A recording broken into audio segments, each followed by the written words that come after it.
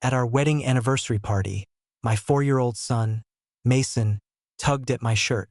I leaned down, smiling, still riding the high of what I thought was a perfect evening. My wife, Jessica, flawless in a silver dress that shimmered like betrayal, was laughing across the room with her best friend from work, Blake. She always called him her emotional twin. Whatever the hell that meant. Mason's tiny voice, barely louder than a whisper, cut through the music, the laughter, the glasses clinking. "Daddy, can we go home now?" He pointed. "To our home. With that man. Mommy says he's our other daddy." Silence swallowed the room like a vacuum. The jazz quartet screeched to a halt. You could hear the hum of the ice machine in the back. Every guest froze.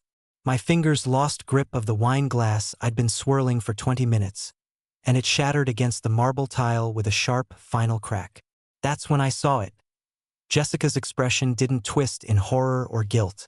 It didn't even twitch. She smiled, then turned to Blake like nothing had happened. A soft giggle escaped her lips as if my son's accidental confession was just a toddler's babble. But her eyes flicked to me, not wide with fear, but cold, disdainful, like I was the fool at his own circus. And I was. People turned their heads toward me, waiting to see if I'd explode, break, melt down, hell, cry. I did none of that. I just smiled. Wide. Too wide. What I did next made them all regret everything.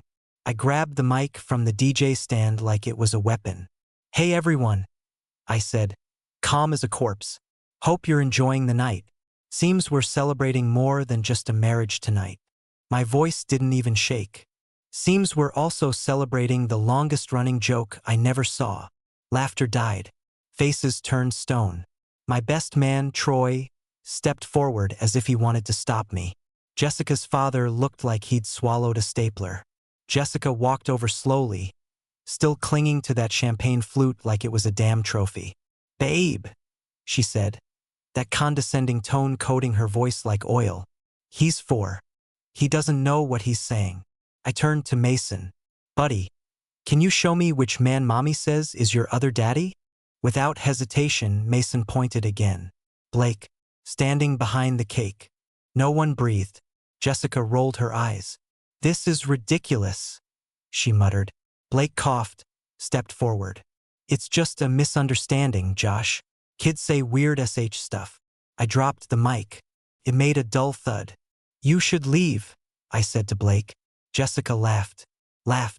"Are you seriously doing this here? At our anniversary party? God, Josh, you're so dramatic." That's when the rage really lit. She wasn't denying it. This wasn't a misunderstanding. This wasn't a flirty joke gone too far. This was real. Blake's eyes told the whole story. Guilt, panic, defeat. But hers? Jessica didn't look guilty. She looked bored. I looked around at the crowd. Friends, family, co-workers. Everyone had suspected something. Hell, some probably knew. But they were silent. Now they looked uncomfortable. Some tried to pretend they hadn't heard Mason. One woman even tried to toast with a shaky hand. I bet she was one of Jessica's friends who encouraged this mess. I took Mason's hand. "Come on, buddy. Let's go home." Jessica grabbed my arm. "Where do you think you're going?" I looked at her, really looked. I had loved this woman, worshipped her, really, through thick and thin. I'd let her lie about late nights at the office, endless girls' trips, her always locked phone. I doubted myself more times than I could count. Thought maybe I was just insecure. But kids don't lie about that. "We're going home, Jess," I said, pulling away from her manicured claws. "The one you apparently forgot we built together.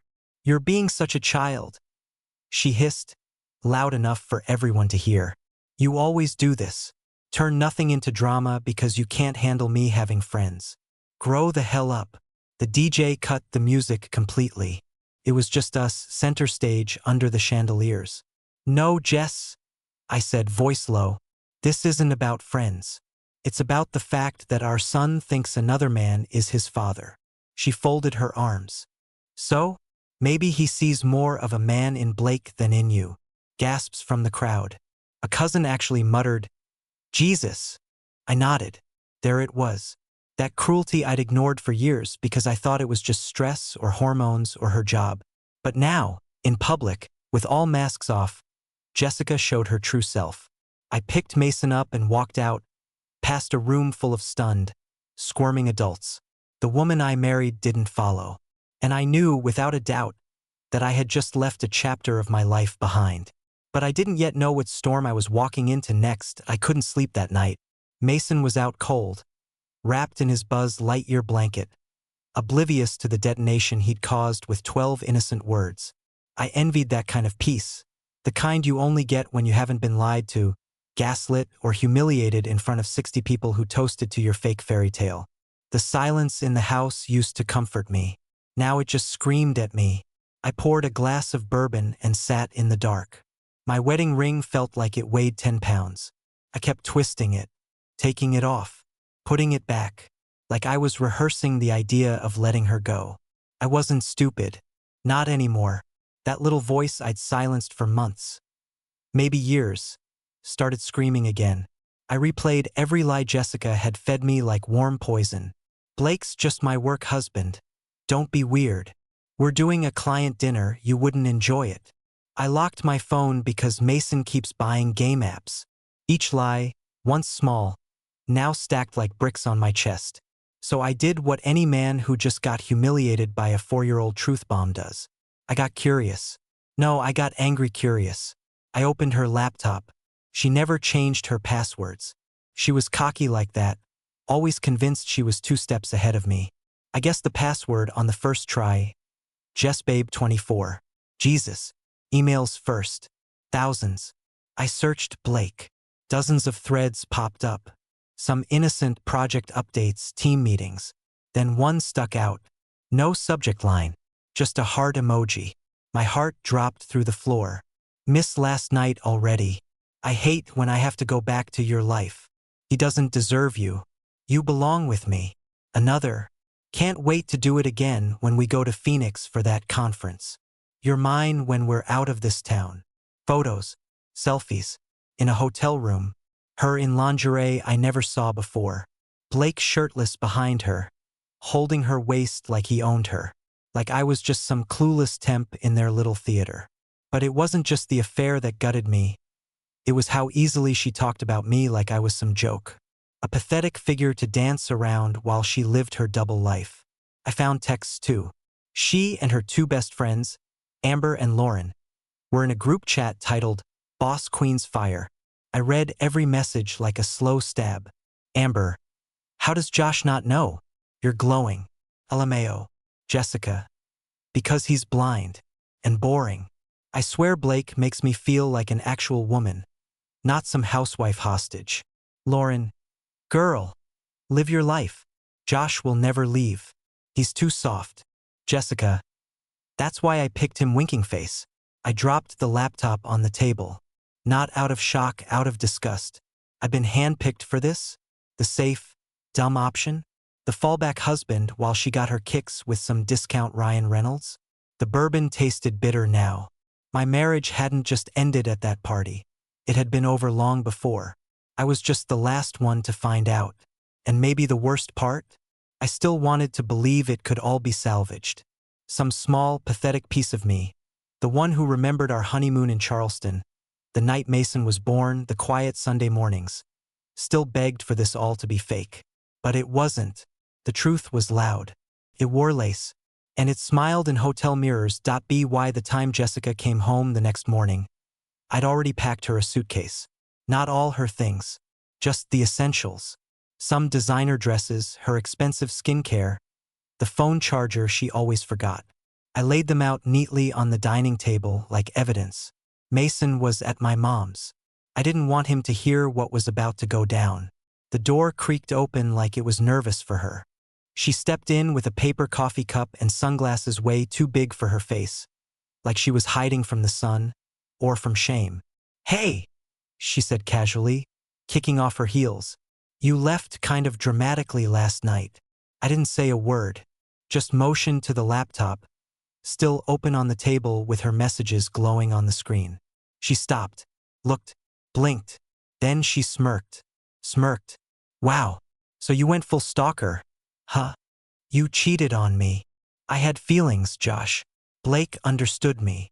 I stepped forward, trying to hold back the fire in my gut. You didn't just cheat. You built a whole damn side life. A fake reality where I'm the dumb husband, the boring dad. She took a slow sip of her coffee. I mean, tell me I'm wrong. That did it. You don't get to gaslight me again, Jessica. You had our son calling another man daddy. You told him that. You planted that crap in his head. Oh my God, she groaned. It was a joke. Mason overheard something. Blake was just around a lot. Okay? He cares about him. I slammed my hand on the table.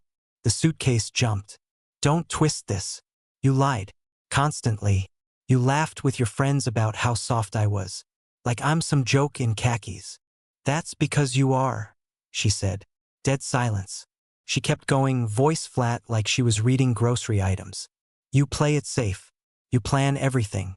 You schedule intimacy like it's a dentist appointment. Blake made me feel alive. Not like some mombot in a dying marriage. I looked at her like I'd never seen her before. This wasn't the woman I married. Or maybe it always was and I'd just been too damn loyal to see it. Then why stay? Why keep this circus going? She rolled her eyes. Because it's convenient. You pay the bills. You play daddy of the year. You love me more than I deserve, which is honestly exhausting. And yet you stayed. Because I didn't think you'd ever grow a spine. That one stung deeper than anything else. Not because she said it, but because she believed it. I walked to the suitcase and zipped it shut. You're leaving tonight. Her eyes narrowed. I'm not going anywhere. This is my house too. Then we'll let the lawyers figure it out. But you're not sleeping under my roof again. Not after what you did. She stared me down, calculating. Trying to read if I was bluffing. You won't do this, Josh. You don't have the guts. I stepped aside and opened the front door. She stared at it. Then back at me. No apology. No tears. Just bitterness, and maybe a flicker of surprise that her backup plan wasn't folding. You're gonna regret this, she hissed. I already do. She grabbed the suitcase and walked out, slamming the door so hard a picture frame fell off the wall. I didn't pick it up. I just stood there in the silence, not because I needed to process it, but because for the first time in years, it was finally honest. The first night without her felt like coming down off a drug. My body was still shaking from the confrontation, but my mind was worse. Spinning, rewinding, repeating. The couch became my bed, and the bourbon became breakfast. Every time I closed my eyes, I saw Mason pointing. Daddy, can we go home now? That phrase had replayed in my head more times than I could count. It was strange.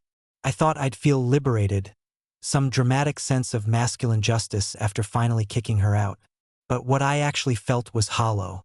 Not empty like loneliness, but stripped, torn open, violated.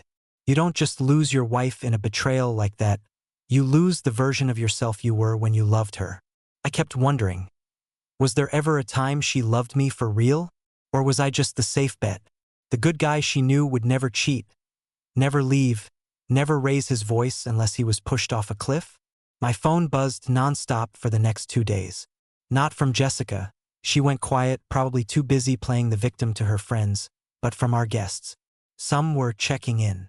Others clearly just wanted the gossip. Troy, my best man, came by in person with a six-pack. Man, he said after we'd cracked open two. I always thought something was off about her. Just didn't want to say anything. Why? He looked at me. Honest. Because you looked so damn proud to be with her. I didn't want to be the guy who popped your balloon. I respected that. And hated it. Because I'd been walking around with a ticking grenade in my house. And nobody had the guts to tell me the pin was missing. I spent that week spiraling. Not in a dramatic way, just quiet destruction. I kept our routines. I dropped Mason at preschool. I answered emails for work. I watered the plants she used to forget about. But everything felt wrong. The house smelled like her shampoo. The playlist on my phone still had our songs. Even stupid things like finding her coffee mug in the dishwasher hit like a punch to the throat. And Mason, man, he kept asking, "Where's Mommy? Is Blake coming over again? Are you mad at me, Daddy?" Those questions ruined me. I held it together in front of him, always. But when he was asleep, I broke apart piece by piece. I hated her. But I missed her too. Not the cheating version. I missed the one from 5 years ago. The girl who danced barefoot in our kitchen to John Mayer. The one who cried when Mason was born like it was the first time she'd seen love. The woman I thought she was. But maybe that was just the version she sold me. And I bought it. Eventually, the sadness turned to rage. It didn't flare up like fire. It burned slow, like coals. I started seeing the patterns, the signs I ignored. The condescension. The half-truths. The fake apologies. The way she weaponized silence whenever I questioned her. She didn't just betray me with Blake. She gutted our entire history. The emotional wreckage wasn't just about heartbreak. It was humiliation.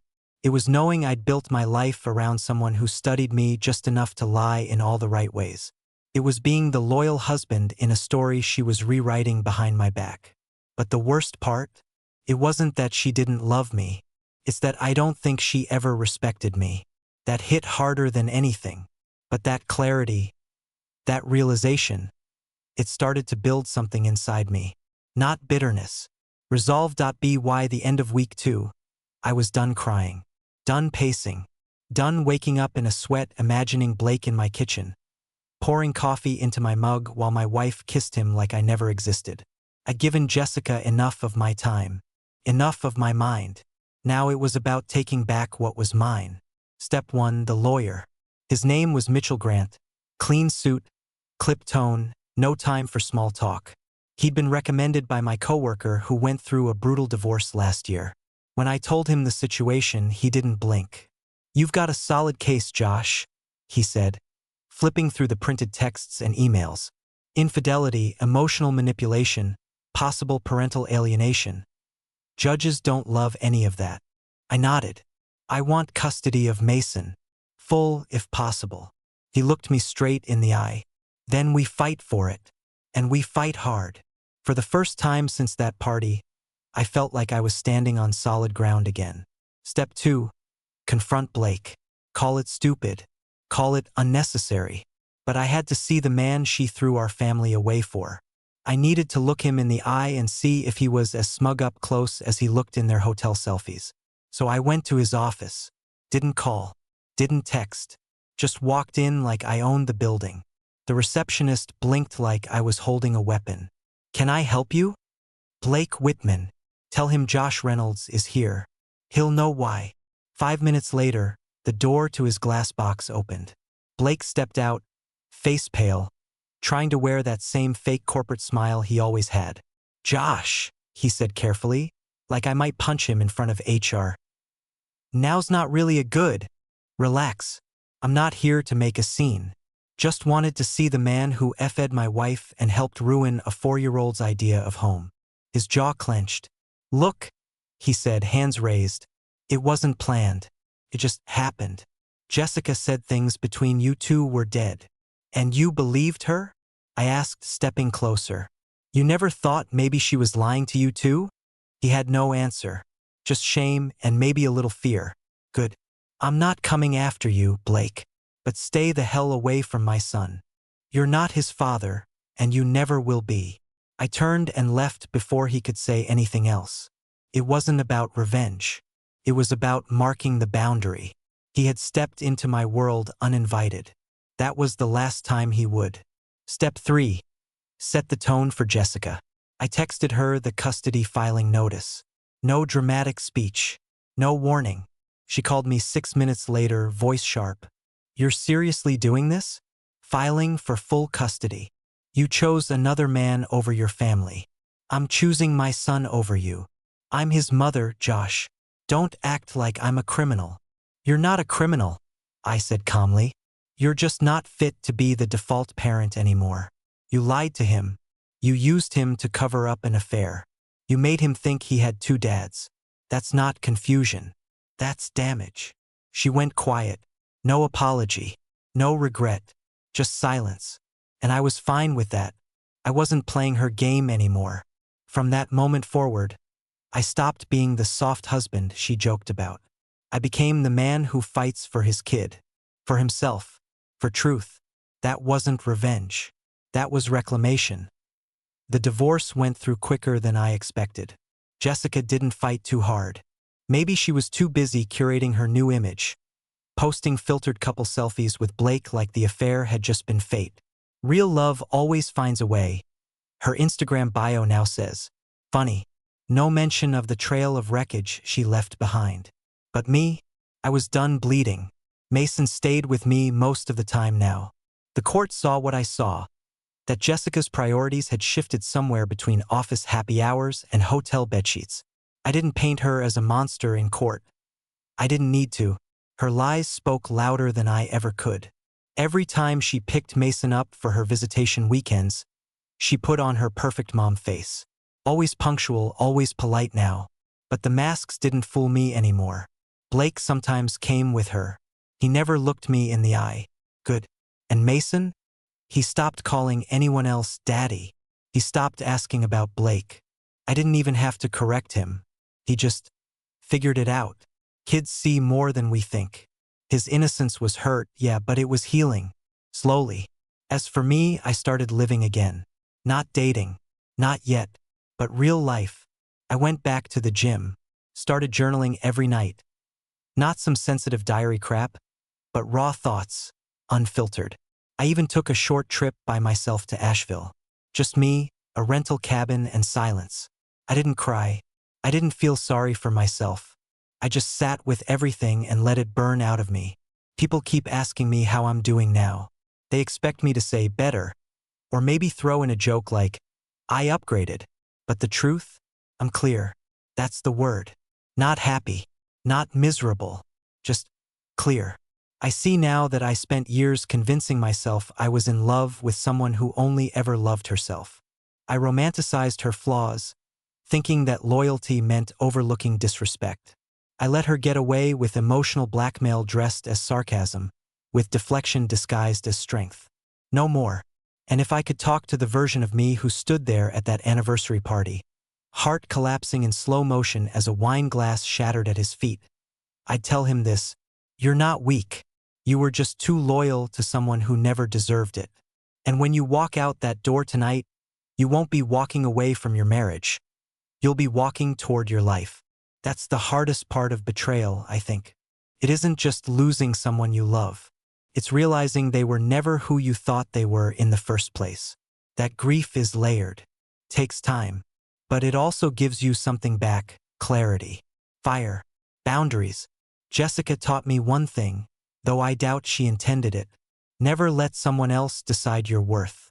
Not a partner, not a friend, not even the crowd at your own party, watching your world fall apart like a reality show. Only you get to define who you are when the mask drops. As for Jessica, I hope Blake makes her laugh. I hope she finds whatever version of truth she was chasing. But she'll never again stand between me and my peace. That chapter's over. The pages are burned. The ink bled out, and what's left is mine. All mine. 6 months later, people stopped asking about the divorce. I guess that's how it goes. When the drama fades, so does everyone's interest. But what doesn't fade? The little echoes, the unexpected flashbacks. You're standing in line at the grocery store and hear a woman laugh like she used to. You see your old anniversary date on the calendar and flinch like it's a deadline. Some nights, when Mason's asleep and the house is quiet, I still hear her voice in my head. Not the "I love you" version. The one from that final night. You're being dramatic. Blake makes me feel alive. Maybe he sees more of a man in Blake than in you. Takes time to stop letting words like that live rent-free in your skull. But I'm getting there. Therapy helped. At first, I went reluctantly. Sat on the couch with my arms crossed while Dr. Holbrook scribbled in his notebook like I was just another episode. But over time, I let the walls crack. I admitted the truth. It wasn't just that Jessica cheated. It's that she manipulated me into thinking I wasn't enough long before she ever touched another man. That realization shifted something. See, I wasn't grieving her. Not really. I was grieving me. The man I was before I questioned my gut, before I accepted breadcrumbs and called it a feast. Now, I set standards. For friends, for coworkers, for myself. I don't respond to almost love anymore. I don't explain myself to people who want to misunderstand me. And I damn sure don't tolerate disrespect hidden behind a pretty face. Jessica still texts sometimes. Usually short, surface level. Can Mason come to the lake house this weekend? Do you have the pediatrician info? He left his favorite toy here. Nothing personal. No apologies. No warmth. Just business. And that's fine. Because that's all we ever were in the end. A transaction. I gave love. She gave illusion. And Mason? He's doing better than I ever expected.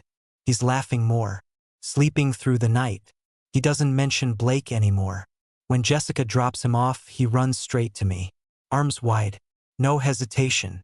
I used to be afraid her damage would change him forever. That somehow, even if he didn't understand the betrayal, it would sink into his little bones and twist how he saw the world. But he's stronger than both of us. One night, after his bath, he looked up at me and asked, "Daddy, are you sad mommy lives somewhere else now?" I didn't lie. Sometimes. But mostly, I'm glad we're okay now. Just us. He nodded. Thought about it. I like just us.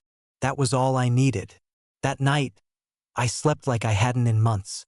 The kind of sleep you get when you finally understand that letting go isn't weakness. It's self-respect. And Jessica? I think deep down, she knows she lost more than she expected. Not just a husband, but the only person who ever loved her without conditions. That's a loss no mirror, no new man, no fake smile can replace. She traded real for temporary. And I reclaimed my peace. I never thought I'd be the guy writing a story like this. When you're in love, truly in it, betrayal feels like something that happens to other people. TV shows, friends of friends. Some headline with a clickbait title. Not your wife.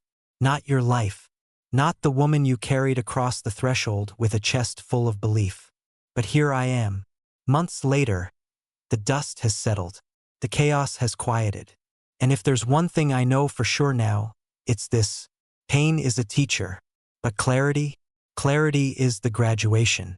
I look back at the version of me who smiled through red flags, who made excuses for late nights and locked phones, who convinced himself that love meant patience without limit, and I feel two things at once. Sadness and pride. Sadness that I let myself shrink to make her feel bigger. But pride that I didn't stay small once the truth kicked the door open. Jessica is still with Blake, as far as I know. They moved in together a few weeks ago. Mason told me he has a room there now. I kept my reaction neutral. I won't speak ill of her in front of him. Not because she deserves grace, but because he does. One day, when he's older, maybe I'll tell him everything. Not the messy parts. Not the betrayal or the group chats or the cheap hotel secrets. But the truth. That his mom made choices and so did I, and that my choice was to protect him no matter the cost. He'll see it in how I treat him, how I show up, how I never let my pain become his burden. People ask if I still believe in love. The truth? Yeah, I do. More than ever. But love without respect is a performance. Love without loyalty is just attention. And love without truth is nothing more than an addiction to the idea of someone. Next time, I'll choose better. Because I know better now. I don't miss Jessica. Not even a little. What I miss sometimes is the fantasy. The comfort of thinking someone had your back. That illusion of safety when you believe you're chosen. But even that fades eventually, replaced by something realer than romance. Peace. Peace is a clean kitchen at night with your son snoring in the next room. Peace is not flinching when your phone dings after midnight. Peace is knowing that if someone wants out of your life, you won't beg them to stay. Because the version of me that would have tolerated half-love is gone. Buried under broken wine glasses and backhanded smirks and a little boy's honest voice. Daddy, can we go home now? I think that question saved my life. Because the answer, yes, buddy, we can, wasn't just about leaving that party. It was about finally leaving the illusion. So, to any man reading this who feels that familiar sting in his gut, the lie you're pretending isn't there, the apology that never comes, The way she makes you feel smaller for noticing what's real. I'll say this, don't wait for rock bottom. Don't wait for proof soaked in someone else's cologne. Don't wait for your kid to expose the truth you've buried. You already know. And once you act on it, you'll realize something powerful. You weren't afraid to lose her. You were afraid to lose the version of you that needed her. But that version, he wasn't you at all.